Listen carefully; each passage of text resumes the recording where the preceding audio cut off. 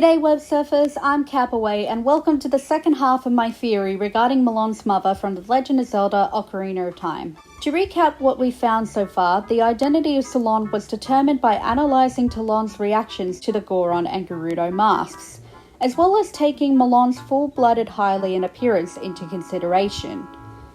Based on all the available evidence, I concluded that Salon is most likely the deceased Hyrulean counterpart of Madame Aroma, who is from the parallel world of Termina.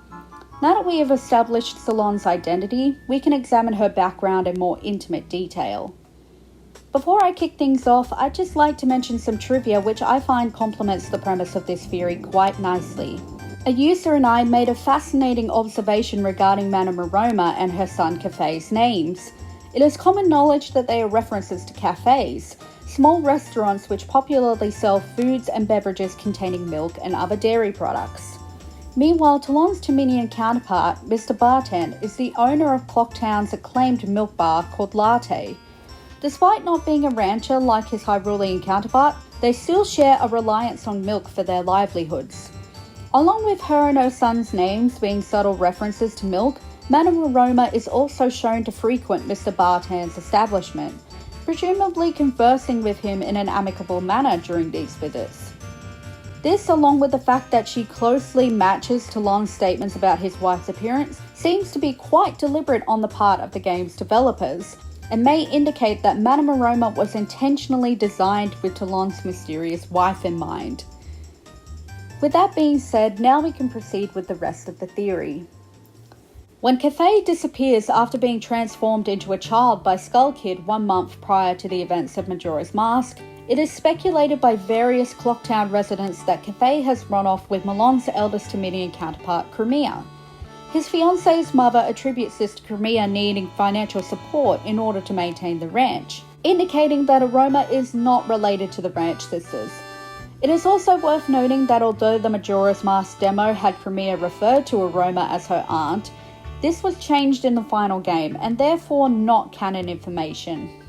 Some might argue that counterparts must have identical looking ancestors or other similar genetic factors in order to mirror each other the way they do.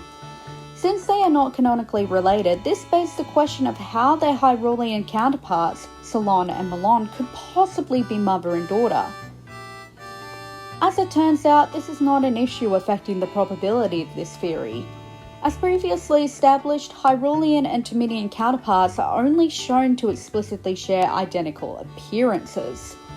Some counterparts may vaguely share common interests or trivial factors as mentioned before, however the overall consensus is that their resemblance to one another is only skin deep, while their lifestyles, circumstances, and even personalities can be polarized. For example, in regards to Malon and her Terminian counterparts, it is evident that their family structures are quite different from each other. Despite Talon being Malon's father in Hyrule, Cremia states that her and Romani's father is deceased, presumably along with their mother, therefore Mr. Bartan is not their dad. It is arguable that Talon may have had more than one Terminian counterpart, as this has been seen with characters such as Malon, Ingo, and the little boy in Kakariko Graveyard. In the former two cases, the sets of identical Terminian counterparts are shown to be siblings. Considering this, is it possible that Mr. Bartan had an identical brother who was Cremia and Romani's father, making him the girl's uncle? It is never stated that they are related to him, and Cremia simply refers to the milk bar as the destination of her cargo, which wouldn't seem likely if the Milk Bar Romani Ranch partnership was indeed family-based. Given the small size and relatively close proximity of Termina's population, it seems unlikely that they simply wouldn't be aware of a possible familial connection. Even if Mr. Bartan and the girl's father were simply unrelated men who coincidentally looked alike, as shown in the case of the bombers, Cremia and possibly Romani would likely acknowledge the resemblance between him and their father in some way. Therefore, it is unlikely that their father bears any resemblance to Malon's, and with the absence of information regarding their mother, we are unable to clearly determine any genetic factors of the ranch sisters, except that Madame Aroma is not their direct relative. Furthermore, there are even real-life instances of unrelated people looking similar as well. Twin Strangers is an organisation that helps people find others who look almost identical to them. In many cases, these people come from different towns, states, and even countries, and often live different lifestyles and have different personalities. Many of these twin strangers are not even related to one another, with one case showing that two identical-looking women have not shared common ancestry within tens of thousands of years. Therefore, it is shown that genetics and family lineage are not necessarily factors contributing to identical-looking people, making it possible for counterparts to originate from diverse parents and families. In reality, this is the result of the extremely tight production schedule of Majora's Mask, which necessitated the recycling of many character models to save time. The recently published Hyrulean encyclopedia claims that Termina is a world fabricated by Skull Kid from his own memories and the power of Majora's Mask, which could go a long way in explaining the inconsistent genetics in Termina. However, I strongly oppose this stance on the ground that it contradicts developer statements and in-game evidence, as well as the extreme implausibility of Skull Kid having the ability to create such an elaborate world from his memories alone, when Hyrule is shown to have fundamental differences to Termina. There is also the question of where the mask came from, if not from Termina's ancient tribes. Regardless of which interpretation one prefers, there is a somewhat divine connection between the two lands, hence why they are referred to as parallel worlds. So this alone could be adequate explanation for the existence of counterparts with diverse origins. Consequently, this supports the likelihood of Aroma's Hyrulean counterpart being Salon, despite the former and the Ranch sisters being unrelated. While appearances are often trivial details which do not solely define the life of a being, in the case of Salon it can be used to form an idea about her possible lifestyle. Counterparts are identical in appearance but are not necessarily the same age or have undergone similar transformations at the same time. For example, Princess Ruto's Terminian counterpart, Lulu, is identical to the former's adult form, despite the Zora princess still being a child at the time of Majora's Mask. This is also the case with Malon, with her having a Terminian counterpart for both her child and adult forms, while she herself is still only a little girl. Therefore, it is theoretically possible that Salon may have been thin while Aroma was larger, or that perhaps they are different ages. In order to determine such factors, the reactions of Malon and Ingo to the Goron and Gerudo masks needs to be investigated. When approached by Link in the Gerudo mask, Malon's response is not unique, sharing the same generic response as 3 other masks. When approached with the Goron mask, on the other hand, she is awestruck by the size of the mask's eyes, and remarks that Gorons are cute. While this does not directly allude to her mother, and may be speculative, it is possible that her response is driven by Talon's descriptions of her mother, with him comparing her to a Goron. This is also supported by the fact that there are very few characters who display genuine fondness of Gorons, let alone speak positively about their appearance. Malon's surprised remark about the mask's eyes may also be due to being told her mother had narrow or squinted eyes, despite otherwise looking similar to a Goron. Alternatively, she may simply have an appreciation for people regardless of body shape or size, since she is good-natured about her father's nature. So the size of the Gorons probably does not bother her. The more important responses to gauge are those of Ingo, as he is old enough to remember Salon. His high-strung reaction to the Gerudo mask is implied to be due to widespread prejudice against the Gerudo for their fierce reputation. On the other hand, when approached with the Goron mask, he comments that the mask made him feel much better before thanking Link for showing it to him.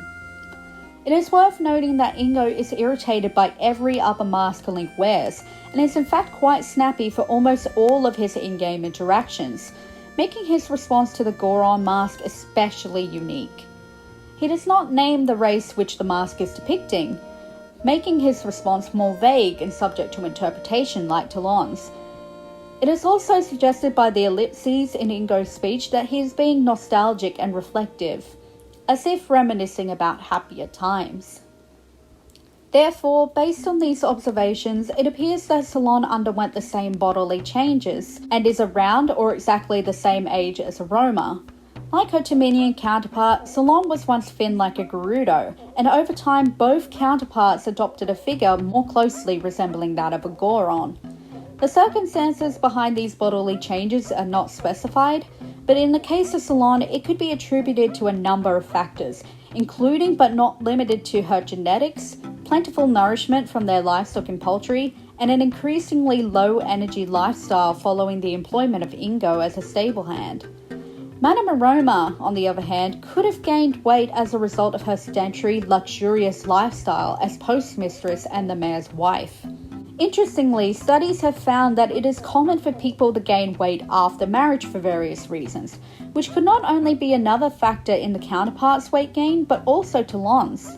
Dotor, however, is kept mentally and physically busy by his job as mayor, hence this is probably why he's still thin despite being sedentary himself. Talon would most likely have known Salon before and after this transformation, explaining his identical reactions to both masks. Ingo may not have known Salon when she was thinner, explaining why he does not react to the Gerudo mask in the same reminiscent manner as the Goron mask.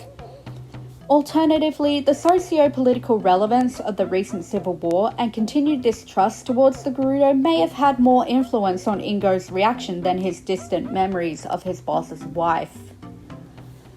Incidentally, Salon is strongly connected to both Epona's song and a likeness to the Gorons, and the fact that these two aspects happen to also be the only two things Ingo is known to have fondness for does not appear to be a coincidence. This information could indicate that he cared for Salon considerably, and could even allude to a deeper reason behind his spite for Talon, and why he continues to work at Lon Lon Ranch despite hating all the effort and his boss's poor work ethic.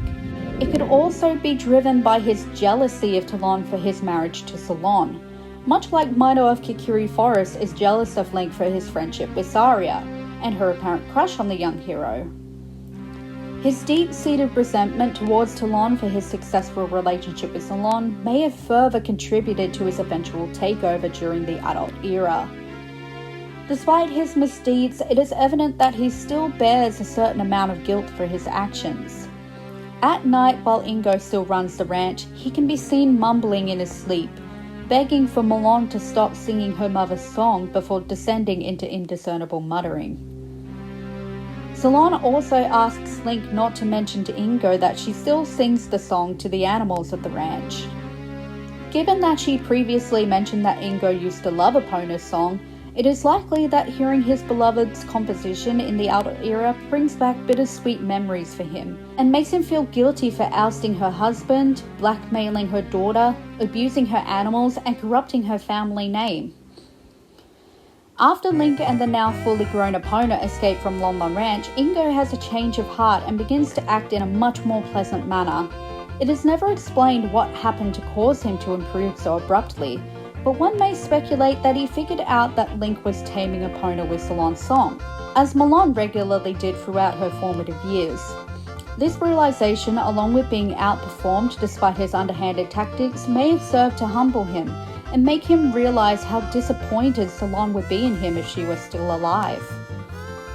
Overcome by the enduring legacy of his beloved, he was able to turn away from his obedience to Ganondorf and resolve his bitter feelings towards Talon, correcting his cruel demeanor in the process. One more aspect of Malon's mother that can be theorized about is her cause of death. The nature of Salon's death is unknown, although given her likely appearance and occupation as well as the era of time she lived in, we can make some educated guesses.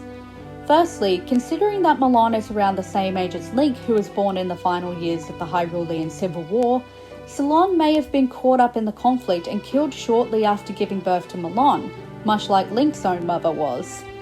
The seemingly infinite amount of skeletal and spectral monsters in Hyrule Field suggests that much of the fighting took place in the open expanse immediately surrounding the ranch. Could this mean that Salon was killed trying to defend her home, or trying to rescue innocent victims from the devastation? If this were the case, it is unclear why her family plus Ingo weren't also killed, and why the ranch wasn't overrun and converted into a military stronghold. Lon Lon Ranch is perched inside a plateau-like landmark and surrounded by towering walls of stone embedded with sharp fence pickets, making it near impenetrable. Furthermore, with livestock strong enough to transfer bulky, heavy materials to barricade the one exposed entrance, not to mention able to provide a long-lasting source of nourishment, Lon Lon Ranch was in fact perhaps one of the safest places to be during the war. In fact, I like to speculate that the crawl space inside the silo, only big enough to fit a child, was constructed as a safe room of sorts for Talon and Salon to hide their young daughter and most treasured items in the event that their home's defences were ever breached. The celebrations taking place at the end of Ocarina of Time further supports this notion that the ranch is considered neutral territory and a safe haven, showing it to be the perfect venue for the reconciliation and union of Hyrule's diverse races. Ultimately, Talon and Ingo give no indication that Salon was a casualty of war, so it is difficult to see the credibility of this hypothetical outcome. Another potential cause is that she was killed in a farming accident, as this is one of the most prevalent risks to rural and remote people. Interestingly, while the ranch's horses and cuckoos are allowed to roam freely, the cows are restricted to the silo and stables, possibly alluding to Salon having been accidentally killed by one. This could explain why only 4 or 5 cows are left at Lon Lon Ranch, possibly the tamest and most productive of the herd, while the rest are scattered across Hyrule and hidden in all hard-to-reach places. Not having the heart to slaughter his wife's animals despite their responsibility for her death, he could have led the rest of the cows to their current locations, or simply let them free to find these places on their own. A third possibility is that he simply sold the majority of his herd to be able to better fund and manage the ranch, and that the bought cows either escaped or were abandoned by their new owners at a later time. However, it is just as likely that the cows inside Lon Lon Ranch are locked up because it is easier to catch and milk them this way, and that the other cows simply escaped or had been sold and later abandoned without them having any involvement in Salon's death. If the cows did play a part in her demise, hearing Link play the song she used to sing for them would more likely trigger feelings of remorse and grief rather than nostalgia and serenity. As previously mentioned, the horses are free roaming and appear to be quite mild-tempered, so they are also not likely to be culprits. And the cuckoos? As deadly as they can be when provoked, they only attack in retaliation to repeated physical assault, which Salon would never inflict on them. And in any case, they are also trusted enough to wander freely, so they seem faultless as well. There is also insufficient evidence that Salon fell victim to any farm equipment, machinery, or other materials which could have fatally injured her. Instead, the theory I am most inclined to believe is that her larger size may have contributed to her developing health conditions which claimed her life. Some issues could include obesity, diabetes, cardiorespiratory failure such as lung collapse or a heart attack, and other types of organ dysfunction or damage. It is commonly speculated that Salon died during or shortly after childbirth, given that Malon does not appear to directly remember her mother. I personally agree with this interpretation, as childbirth-related deaths have been common throughout history, including the medieval eras which the fantasy world of Hyrule was modelled after. The notable absence of living mothers throughout the Zelda franchise further supports this poignant trend, and the plausibility of this theory. In the case of Salon, it is likely her size contributed to her fate, as studies have shown that abnormal weight can increase the risk of complications which are fatal to mothers and their infants. If this is true, it begs a major question. How did Aroma survive childbirth when her counterpart did not? The painting of her in her younger days and the age of Kafei may provide crucial answers. Kafei is never shown in his true adult form, so it is difficult to determine his actual age. However, since Miyamoto and the Sacred Realm from Ocarina of Time determined that Link was a full-grown man at 16, we can deduce that Kafei must be at least this age, if not older, assuming that Termina has similar definitions of adulthood as Hyrule. While Link is commonly referred to as transitioning to adulthood throughout Majora's Mask, despite being around 10 or 11, he may be considered mature for his age due to his battle experience and overall cool-headed manner. Therefore, he's a bit of an outlier in this scenario. With Malon being aged 9 to 11 in Majora's Mask, it is clear that Aroma became a mother quite sooner than Salon did. Therefore, it seems likely that the former gave birth to her son while she was still a younger, slimmer woman. Furthermore, being in a privileged position as the mayor's wife, as well as living in the most developed settlement in Termina, Aroma was probably fortunate enough to gain access to the most advanced health and medical services available.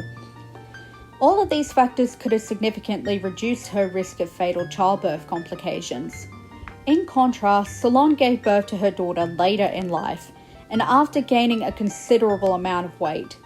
She likely gave birth at home, as was custom in real-life medieval times, so she may have been deprived of Hyrule Castle Town's medical resources, which could have eased her labour and possibly saved her life.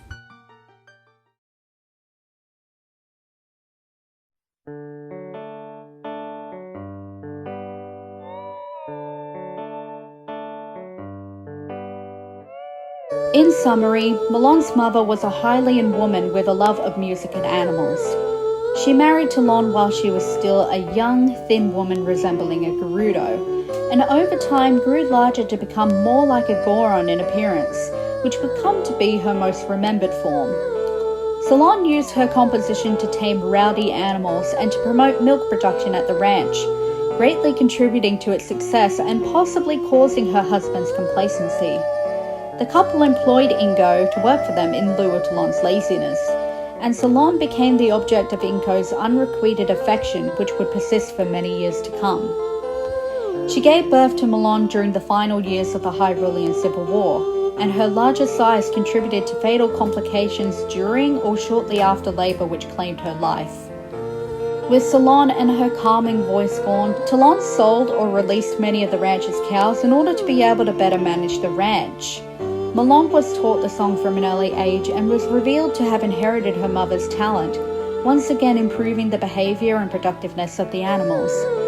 Her and Ingo proceeded to upkeep the ranch while Talon retained his laziness as the years passed. Following Ganondorf's usurping of Hyrule, Ingo's resentment of Talon eventually led to him allying with the King of Evil, ousting his former boss from the ranch and forcing Malon to work by threatening to harm the animals. But through the actions of Link and Epona, forever bonded thanks to the melodies Salon composed many years earlier, the ranch's residents were reunited and reconciled, overcoming their personal struggles and finally restoring harmony to the ranch once more. Despite her off-screen demise and her almost complete lack of mention in Ocarina of Time, Malon's mother evidently played a significant role in shaping the cozy, familiar atmosphere of Lon Lon Ranch, and provided much influence over the actions of the ranch's residents. A fascinating minor character who was previously regarded as mysterious, Salon's identity and background may have finally been uncovered and settled once and for all. If you liked this video and you liked what I had to say about this topic, please give a like and leave your comments in the description below. I absolutely love feedback and interaction. Not to mention it's very good for the algorithm, so yeah, huge thank you to the people listed here, and thank you to everyone who decided to watch this. I worked really hard on this, and I'm really proud of it. It's nothing flashy, but it's the best I can do with the resources I have at the moment. So, fingers crossed we'll be able to make better videos in the future. But for now, I hope you have a great day and I'll catch you all later. Bye!